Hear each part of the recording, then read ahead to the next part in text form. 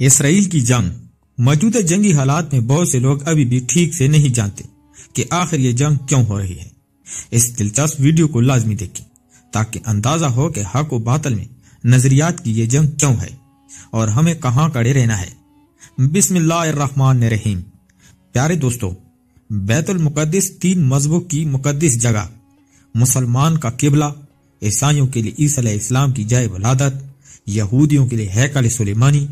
شروع کرتے ہیں حضرت ابراہیم علیہ السلام سے، جن کے دو بیٹے تھے، حضرت اسماعیل اور حضرت اسحاق علیہ السلام۔ اسحاق علیہ السلام کے بیٹے حضرت یعقوب علیہ السلام، اور یہیں سے کہانی شروع ہوتی ہے۔ اسرائیل کے اسرائیل یعنی اللہ کا بندہ، اور یہ لقب حضرت یعقوب علیہ السلام کو دیا گیا۔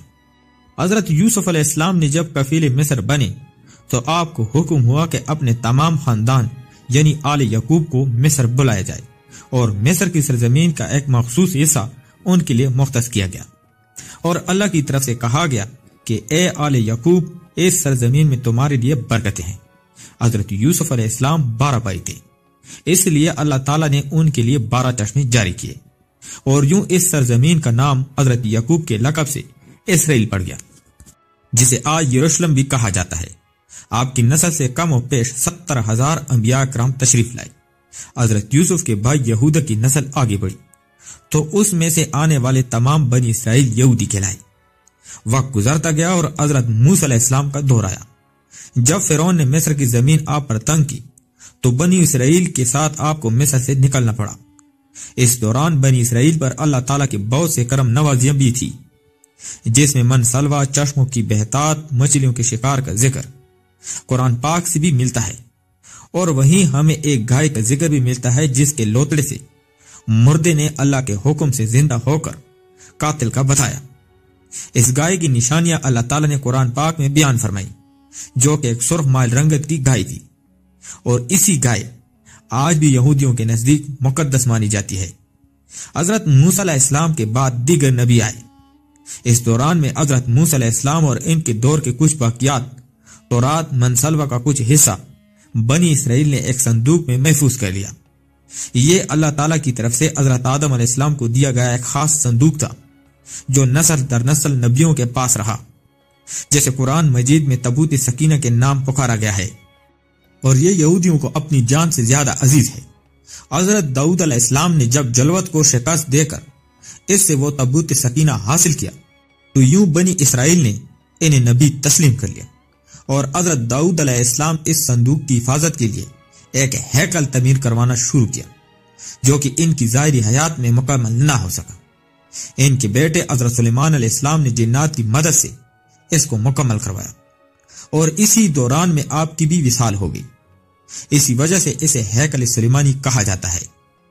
بعد عذاب بائبل کے بادشاہ بخت نصر نے اسرائیل پر حملہ کیا اور ہیکل سلیمانی کو بھی گرا دیا، اور تابوت سکینہ کو بھی اپنے ساتھ لے گیا۔ سپیرس دی گریٹ نے دوبارہ یہ شہر حاصل کیا، یہودیوں کو دوبارہ یہاں آباد کیا، اور تابوت سکینہ کو بھی واپس لایا۔ ہیکل سلیمانی ایک دفعہ پھر تعمیر کیا گیا۔ پھر وقت گزرا اور حضرت عیسی علیہ السلام کی آمد ہوئی، جنہیں نعوذ باللہ یہودیوں نے دجال، نجائز اور کیا کیا لقب دیے۔ یہاں سے یہودیوں میں سے 2 الگ قومیں ہو گئیں، ایک یہودی اور دوسری عیسائی۔ یہودیوں نے سازش کر کے حضرت عیسی علیہ السلام کو صلیب پر چڑھانا چاہا، اور اللہ تعالیٰ نے انہیں اپنے پاس اٹھا لیا۔ اس کے بعد یہودیوں اور عیسائیوں میں کئی چھوٹی موٹی جنگیں ہوئیں۔ پھر عیسائی رومی بادشاہ ٹائٹس نے اس شدت سے یروشلم پر حملہ کیا کہ اسے پورے علاقے کی اینٹ سے اینٹ بجا دی، اور ہیکل سلیمانی کو بھی گرا دیا، جس کی صرف ایک دیوار اس وقت اپنی اصلی حالت میں موجود ہے، جسے دیواری گریا کہا جاتا ہے، جہاں اب بھی یہودی جا کر تورات کی تلاوت کرتے ہیں اور گریا وزاری کرتے ہیں۔ اس دوران تابوت سکینہ بھی نہ جانے کہاں غائب ہو گیا۔ ٹائٹس کے حملے کے بعد یہودی آخری نبی کے انتظار میں تھے، کیونکہ اللہ پاک کا ان سے وعدہ تھا کہ انہیں پھر عروج بخشا جائے گا۔ اس وعدے کا ذکر سورۃ البقرہ میں بھی موجود ہے۔ اے بنی اسرائیل، ان نعمتوں کو یاد کرو جو تم پر کی گئی، اور اپنا وعدہ پورا کرو، یعنی ایمان لاؤ، تاکہ ہم بھی اپنا وعدہ پورا کریں۔ بعض روایات کے مطابق قیامت کی نشانیوں میں سے ایک نشانی یہ بھی ہے کہ ہیکل سلیمانی کے 3 دفعہ تعمیر ہوگی۔ یہودی اپنے مسیحا اور آخری نبی کے انتظار میں تھے کہ ٹائٹس کے حملے کے 500 سال بعد نبی آخر الزمان صلی اللہ علیہ وسلم کی ولادت ہوئی۔ یہاں یہودیوں کو یہ جھٹکا لگا کہ سارے نبی حضرت اسحاق علیہ السلام کی نسل سے ہیں، تو آخری نبی صلی اللہ علیہ وسلم حضرت اسماعیل علیہ السلام کی نسل سے کیوں کر آ گئے، اور انہوں نے ایمان لانے سے انکار کر دیا۔ مسلمانوں کے لیے بھی وہ انبیاء ہی نشانی تھی، اس لیے ہیکل سلیمانی کو بیت المقدس کا نام دیا گیا۔ اسلام کے آغاز میں یہودیوں کو قائل کروانے کی خاطر ہی بیت المقدس کی جانب منہ کر کے نماز ادا کرنے کا حکم ہوا، کیونکہ یہودی اس طرف منہ کر کے عبادت کیا کرتے تھے۔ 17 ماہ بعد ہمارے عبادت کا رخ بیت المقدس سے بیت اللہ کی جانب موڑ دیا گیا، کیونکہ مسلمانوں کا شروع سے قبلہ اول وہی رہا ہے، جیسے پہلے حضرت آدم علیہ السلام اور پھر حضرت ابراہیم علیہ السلام نے تعمیر کیا۔ حضرت عمر رضی اللہ تعالی عنہ کے دور حکومت میں اسرائیل یعنی یروشلم پر عیسائیوں کا قبضہ تھا۔ بیت المقدس کے ہی احاطے میں انہوں نے گرجا گھر تعمیر کیا ہوا تھا، اور یہودیوں کی نفرت میں عین تابوت سکینہ والی جگہ وہ گند پھینکا کرتے تھے۔ یروشلم کی فتح کے وقت جب حضرت عمر رضی اللہ تعالی عنہ وہاں گئے تو عیسائیوں پر برہم ہوئے، وہاں صفائی کروا کر مسجد تعمیر کروائی، اور قرآن میں موجود معراج والے واقعہ کی نسبت سے اس مسجد کو اقصی کا نام دیا۔ یہودیوں کی دیوار گریہ بھی اسی احاطے میں موجود تھی، تو زائرین کی حیثیت سے انہیں بھی وہاں آنے کی اجازت دے دی گئی۔ خلافت عباسیہ تک یروشلم ایک مسلم شہر رہا۔ اس کے بعد عیسائیوں نے دوبارہ یروشلم پر حملہ کر کے اس پر قبضہ کر لیا۔ سلطان صلاح الدین ایوبی نے عیسائیوں کے خلاف 50 سے زائد جنگیں کر کے بیت المقدس دوبارہ حاصل کیا، اور پھر 700 سالوں تک یہ خلافت عثمانیہ کے زیر سلطنت رہا۔ یہودیوں کو بھی دیوار گریہ تک اپنے مذہبی اقدامات کی آزادی رہی، اور یہودی آہستہ آہستہ پھر یروشلم میں آباد ہونا شروع ہو گئے۔ اس دوران میں کئی بار انہوں نے خلافت عثمانیہ کے سلطان کو پیسوں کے عوض یروشلم انہیں سونپنے کا لالچ دیا، لیکن ناکام ہے۔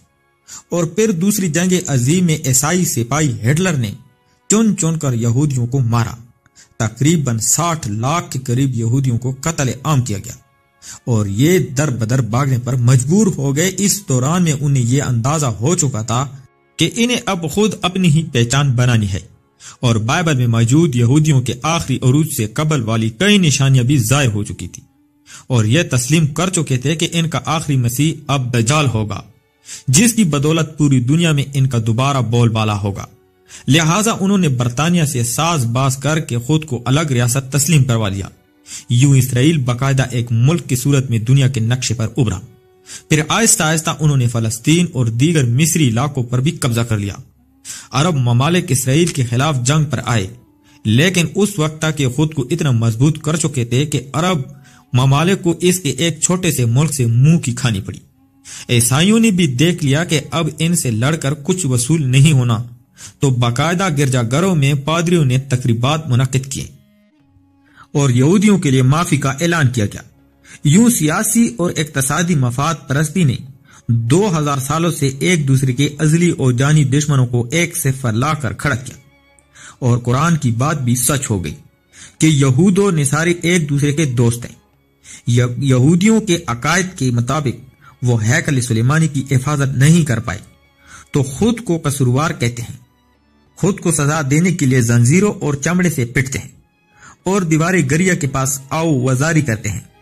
وہ ایمان رکھتے ہیں تیسری بار انہیں پوری دنیا پر حکمرانی حاصل ہوگی، اس لیے انہیں مسجد اقصی کو گرانا ہوگا، جس کی تیاریاں وہ اپنے گمان میں تو کر چکے ہیں، مگر رب کی خفیہ تدبیر کیا کرتی ہے، یہ منظر دیکھنے والوں کے لیے ایک دیکھنے والا ہوگا۔ پیارے دوستو، اگر آپ کو آج کی ویڈیو پسند ہے تو چینل کو لائک اور سبسکرائب کر دیں، اور بیل کے آئیکن پر پریس کریں۔ شکریہ۔